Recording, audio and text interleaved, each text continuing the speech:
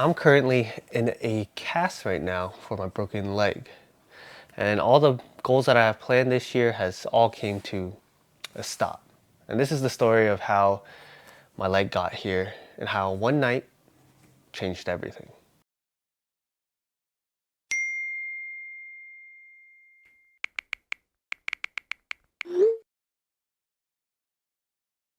At the beginning of last month, my brother-in-law texted me saying that there is a tournament that's coming up at the end of the month.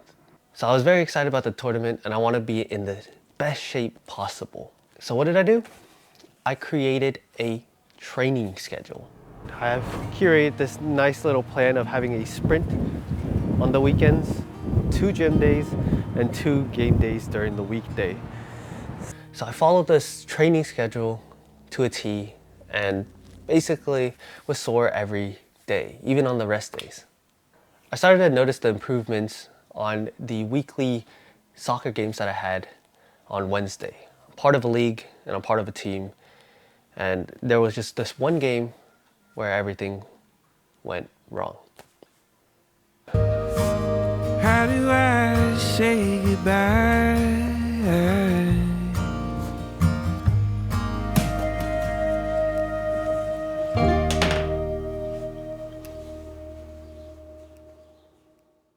It was Wednesday night and we had our game.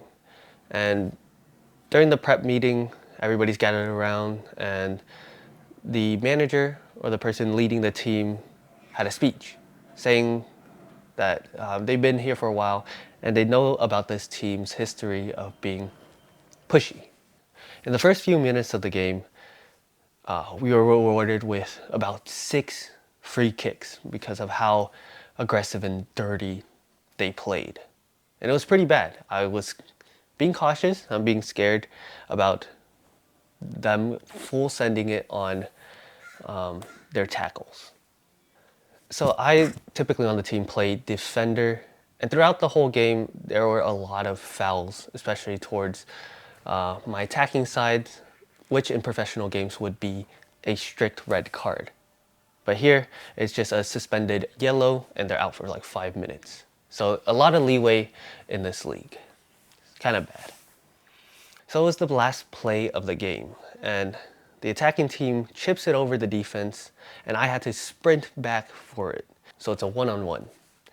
So here he cuts it out and shoots it. And before he can shoot it, I stick out my leg and basically try to do a lunging stop. But in his kick, his follow through was more like a fall than anything. So he kicked the ball and leaned back. And it was bad because he slid into my ankle. I don't know what happened after that second because there was so much pain in my leg. It was insane. But I couldn't move a thing. I stood in that position in almost like a fetal position and just sat there for a good 5 minutes, just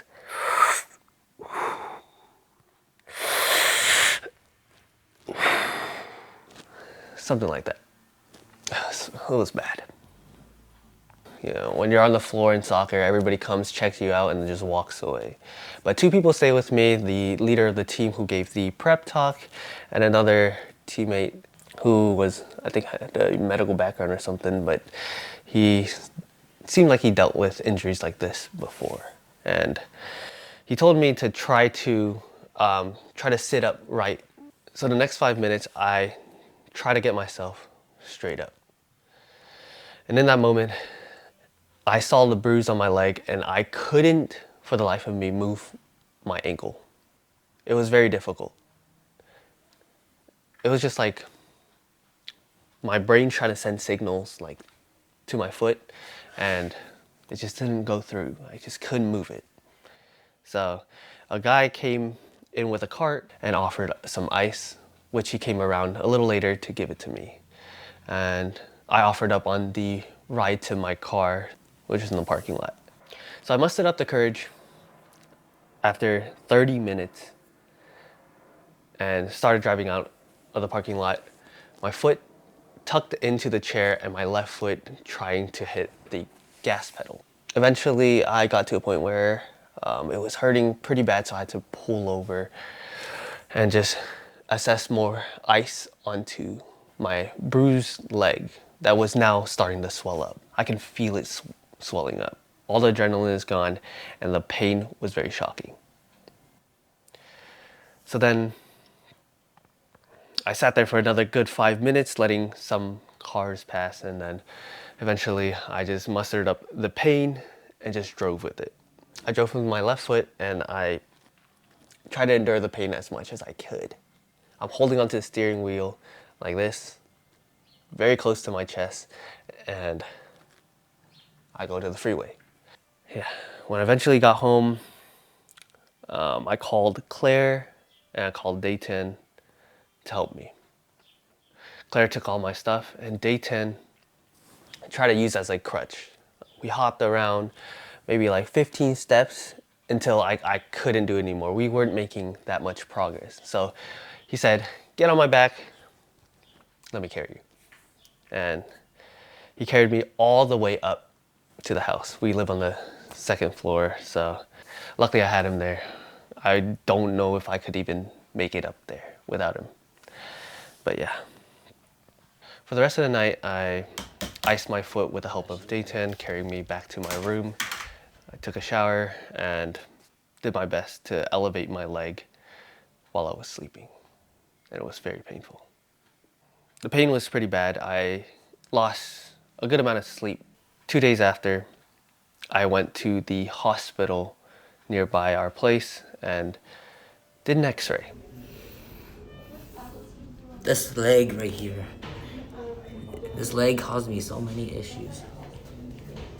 I went into the doctor's office. It was an x-ray room. And they turned on this projector yellow light. It was the only light in the room. And they told me to turn on my sides, and they scanned my legs from the back, the side, the front, and the left side. Most of the x-rays looked all right until I saw the one.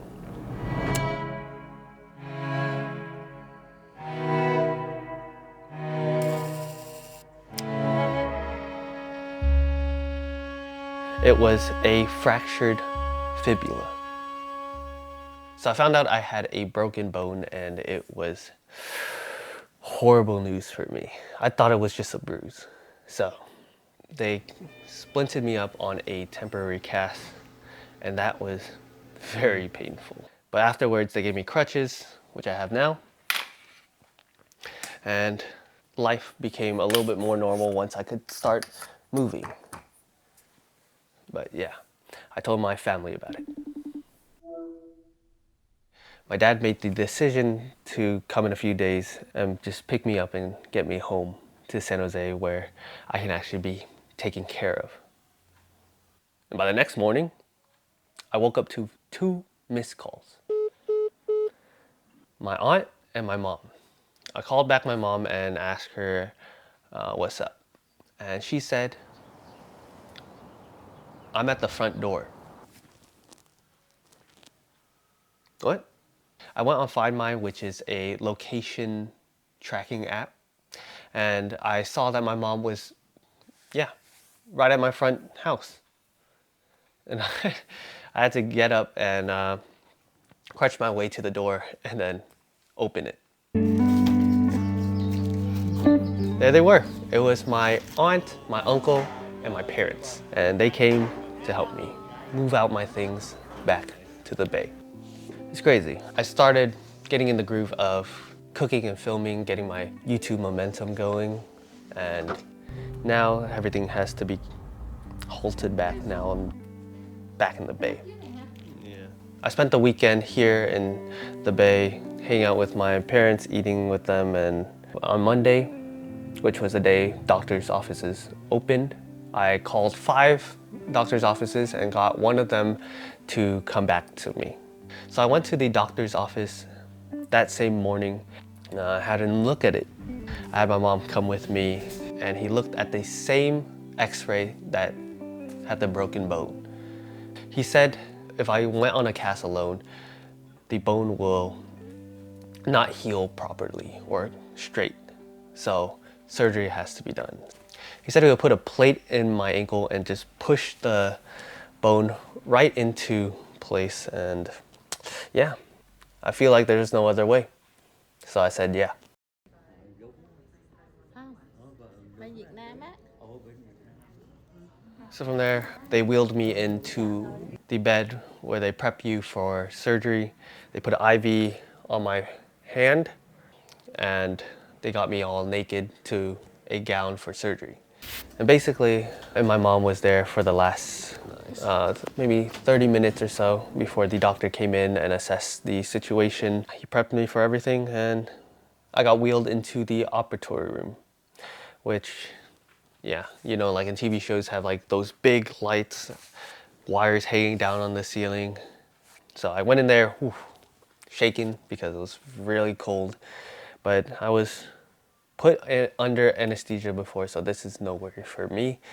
And yeah, they plopped me over to the bench where they were gonna operate on me. And yeah, the doctor put a mask over my mouth and cool sensation came from the IV that they placed on my hand. And the nurse said I was gonna be out in 10 seconds.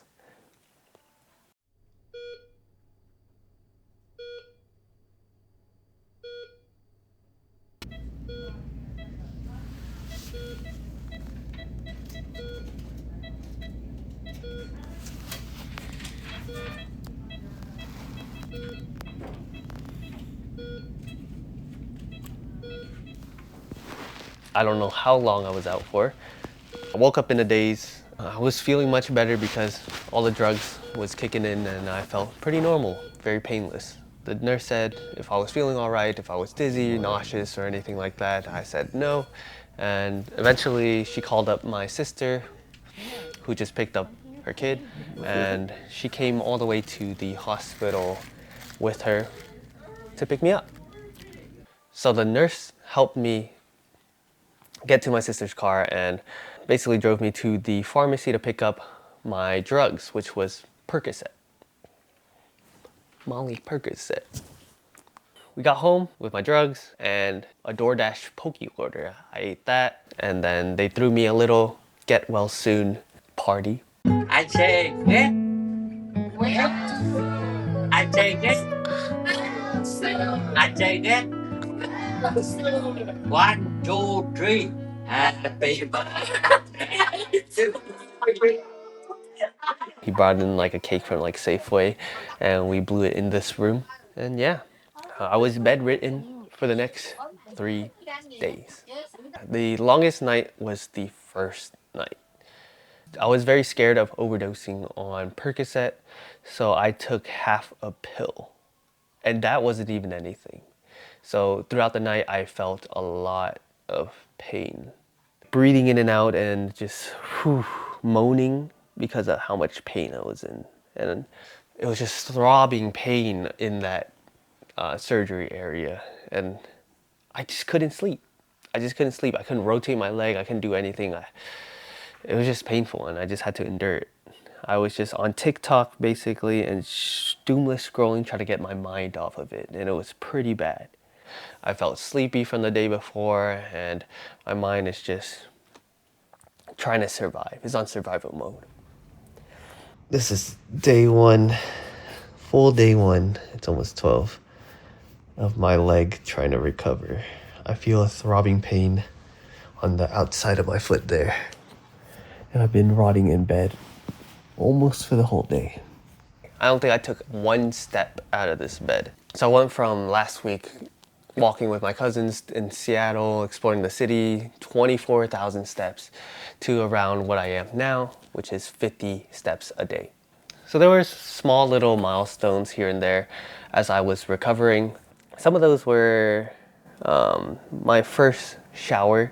I said I was bedridden for 3 days. So that was a huge milestone to get from here to the restroom. About a week after, I was able to walk from here to the dinner table. So for the first time in a week, I wasn't eating my meals right on this bed.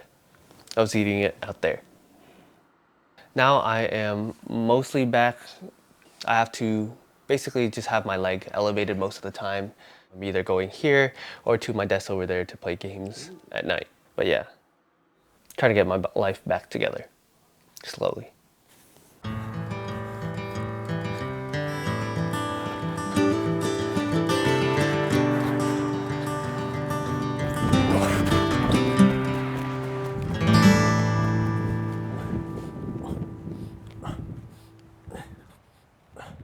At the beginning of March, I had the goals of making this YouTube series of cooking much better, as well as the goal of getting better fitness towards the tournament. And now everything has gone to a dead stop. So now I have to pivot because I cannot sprint and do cardio anymore. There's a lot of changes that needs to happen.